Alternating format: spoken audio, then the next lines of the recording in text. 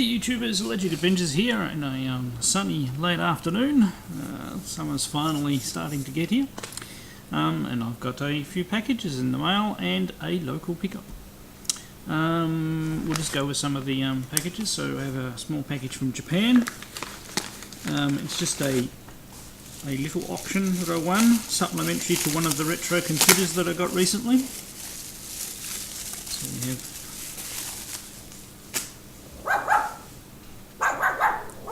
my dog inputs into the conversation. So it is a Sega SC or SG-1000 card catcher. If you can see the box there. There we go. Got a picture on the back. Obviously the instructions are in Japanese. So this allows you to play the Sega card games for the 1000 and 3000 series in models that don't have a card slot, because I believe that's showing, which model is it actually showing down there of the 1000, the squarish model. So I'd say only the original Sega 1000 model actually allows you to have cards, and they dropped it in the Model 2. Not when I have one of those, so I've got two versions of the Sega 3000 computer, but there we go, there's the card catcher, and it has a slot in there for the card games. So I'll have to see if I can pick up a card game to give that a try. But it's actually another thing I got it for pretty much a couple of dollars. So it came, I think it must have come air too, because it didn't take very long to get here. So or small packets sometimes go air regardless. So it didn't cost very much to send, only about 180 yen, which is like $1.80. So that's a nice little addition to the Sega 3000 computer. And I've got another package also from overseas, which I'm assuming is another accessory that I got. It's got the nice little swirly thing. Sorry, it's got address stuff all over it. And this has come from Hong Kong, amazingly, and I only ordered it last week, and it is a AV cable for a Genesis Model 1.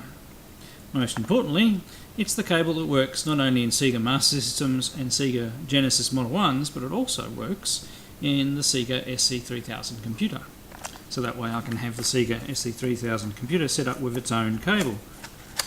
So this must be a modern cable remake.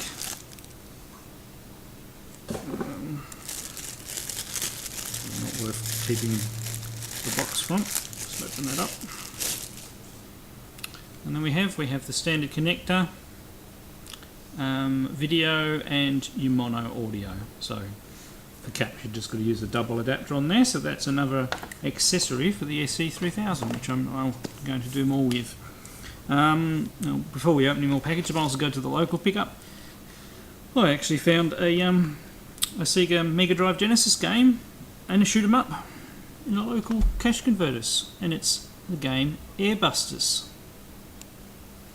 It's not in too bad condition. It's got a couple of old sticker things there, but they should actually clean off. Here's the back. So it looks like it's a side-scrolling shooter.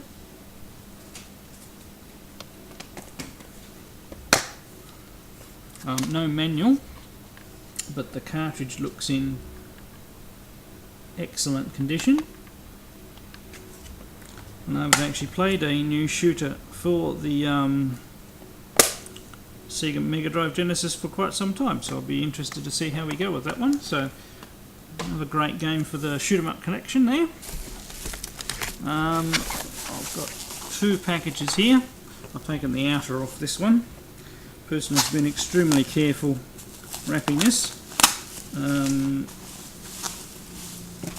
this game cost me, it's another one for the primary collection. Lots and lots and lots of bubble wrap. It's quite a rare game to get complete, and I got it for £10. Okay, and as per picture it is a little sticker dirty, but other than that the case isn't too bad. And it's another role-playing game. I've managed to pick up a couple of those lately, and it's Wise the Vanish Omens. And I haven't actually seen a copy of this with its manual around for some time that wasn't like $30 plus, even $40 in some cases. So this obviously came from the UK, £10 for the item. I do think the post cost another £8 though. But I'm still way ahead for this particular game. Now inside we have somebody's hand-drawn maps and the game. So the manual is not too bad. I mean, it's got a couple of little wear and tear marks, and the cartridge has a couple of little wear marks, but other than that, isn't too bad. Not a long title. In that case, it's in reasonable condition. That is fair enough for me for the collection, and it's you know, supposed to be quite another good role-playing game for the collection. So adds another one off the total. And now the next item, which is a special item that's arrived just in time for Mr. RetrogamerVX. This is Spectrum Week Challenge, for which I'm going to do a special multi-part gameplay, as long as this works, of course. Barring that, I will play a different version of it in celebration, but although that wouldn't be very spec anyway. Anyway, we'll work it out as we go. But anyway, I've sort of given it away.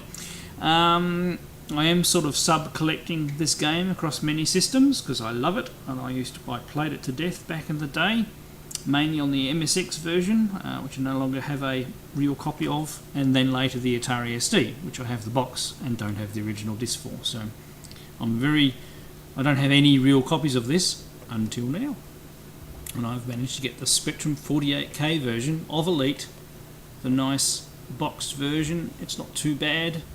It's not crashed or anything like that. It's just got a little bit of wear. Let's give you a bit of a look on the back. It actually does have the Spectrum graphics on the back too. Let's have a look inside. So inside I think we've got most of the original materials. So we have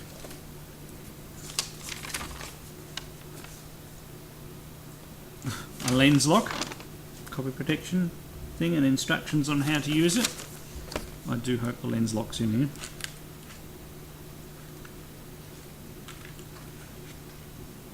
Not sure yet. Okay, we have the original manual, Space Traders manual.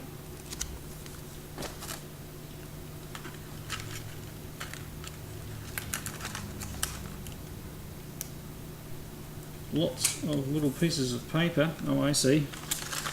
We have a keyboard overlay for the 48K keyboard, and all the little bits of paper, the bits of paper that have come out of that.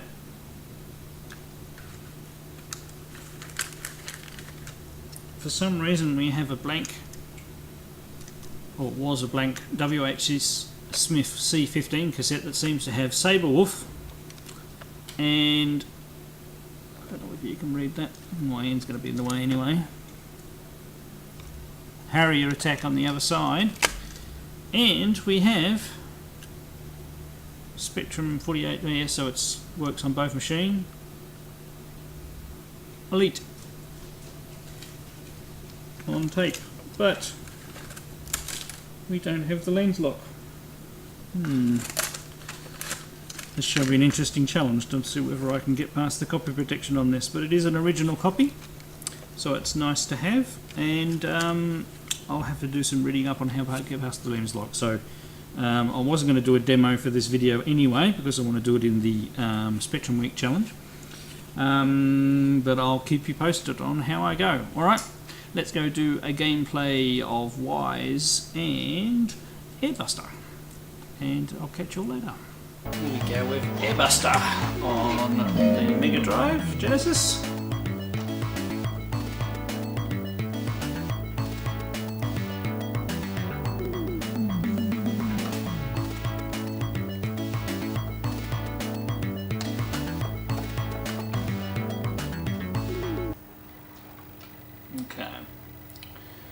Just need to break out of the demo mode there. You can play 2-player simultaneously, obviously.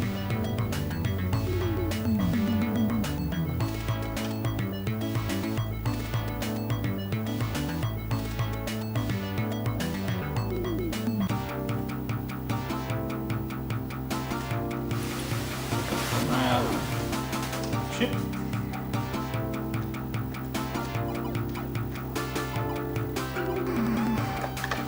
Oops.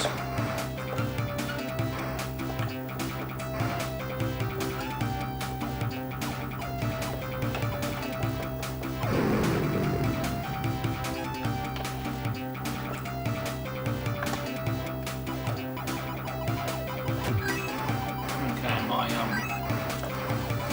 auto fire was actually playing up then, so I've got some quite big enemies up against us at the moment. I've probably missed out on some power-ups.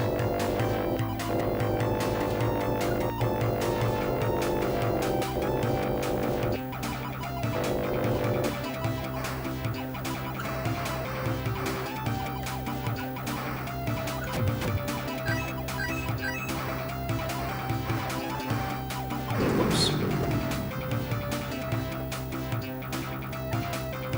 Not a bad tune going in the background. Obviously we lose our power-ups when we die.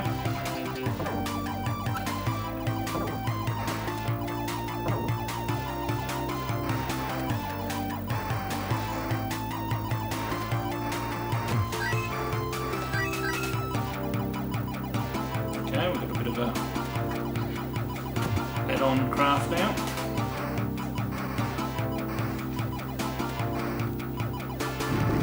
Very much designed around having a second layout. The layout's by the looks of it, it's very hard covering.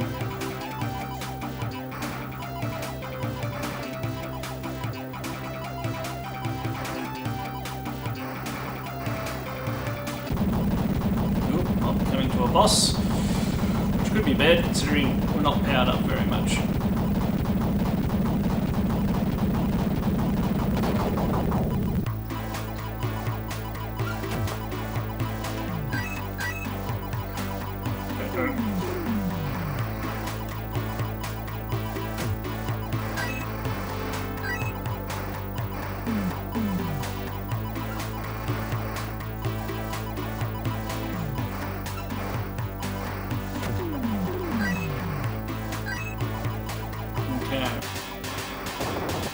Obviously it does let you have a few power-ups before throwing you into the thick of it. Just clip that one. Might be out of lives. We'd better do it. Continue, because it's not a very good demonstration.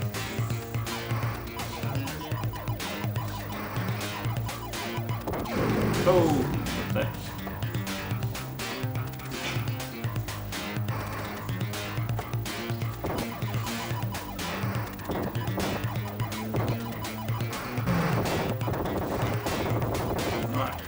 Managed to destroy one of the guns. Ow. Not used to the dynamics of it yet. Gotta watch that laser fire because it spreads quite a bit.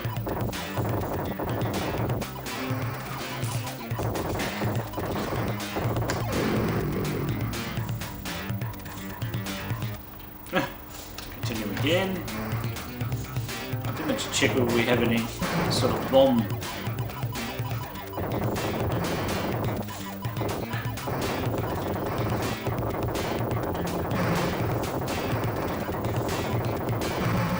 I think this game's got automatic inbuilt rapid fire. That's what's been going wrong.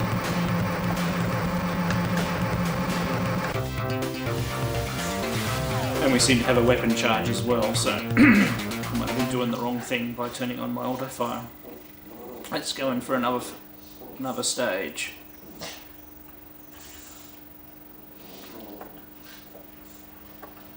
Seems to be a big delay there.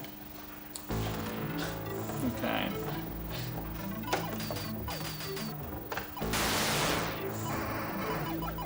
Right, so you've got inbuilt rapid fire.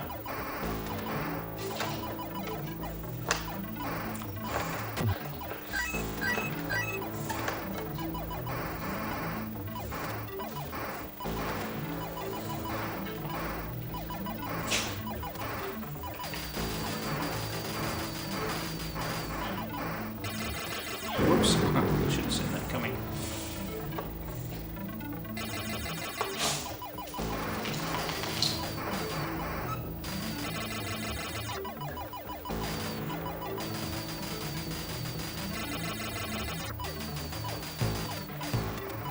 Right, in. Oh, damn.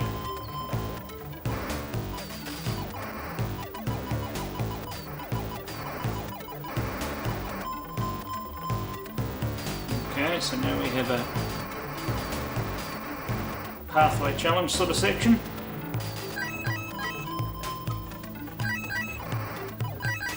I'm collecting money for some reason.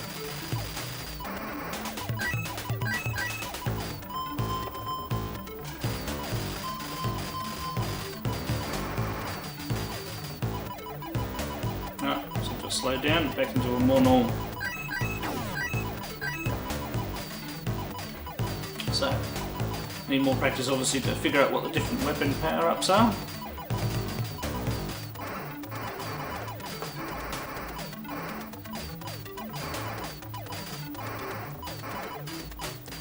So it doesn't look like a too bad horizontal shooter with a bit of variety in the stages.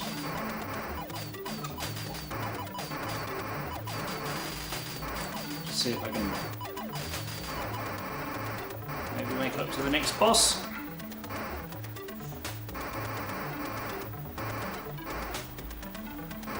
Obviously can't get enough firepower into him to kill him with this weapon.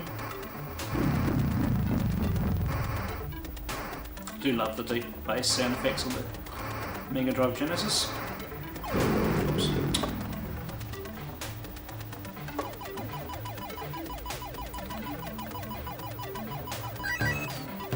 Okay, going through another one of these stages.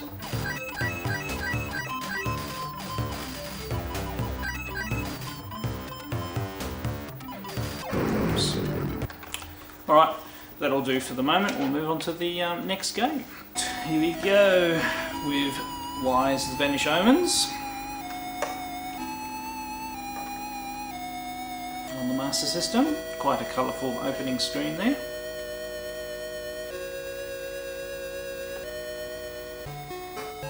So this is a role-playing game in the true sense of the word. So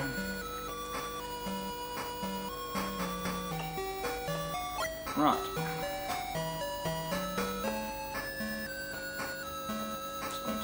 Go into town. Or was that outside of town? Okay, you might want to go into town.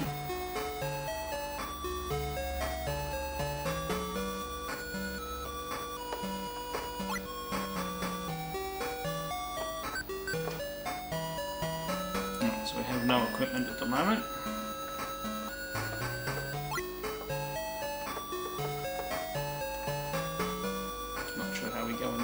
Still in trouble? Oh, there we go, this one's open. One to buy. Sapphire ring, mirror, silver armour.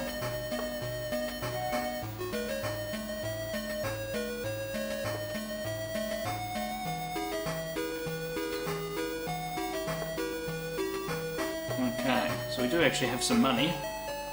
No weapons or anything like that yet though.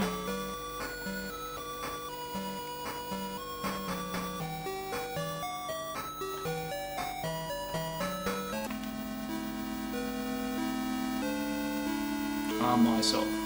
Okay, so we've got to. We know we have to get our armour.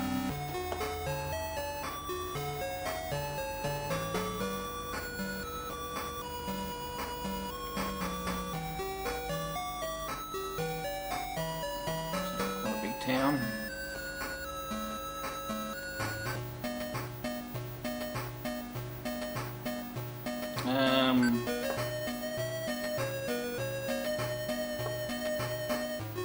Yeah, a short sword.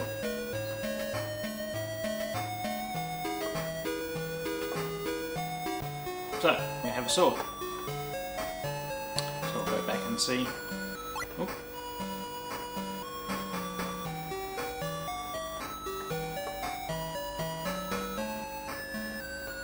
So, to the east we need to go to when we go outside. So that's one mission we have.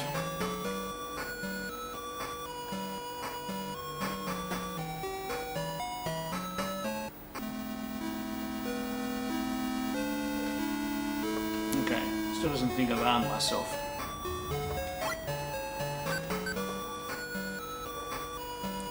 Oh, shield.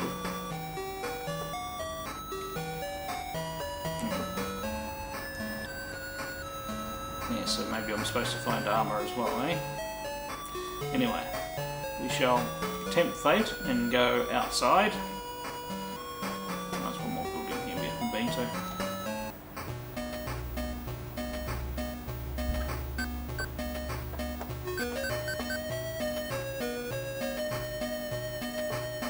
Okay, so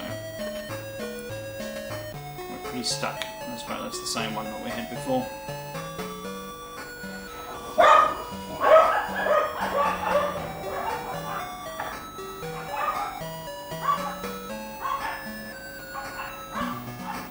Okay.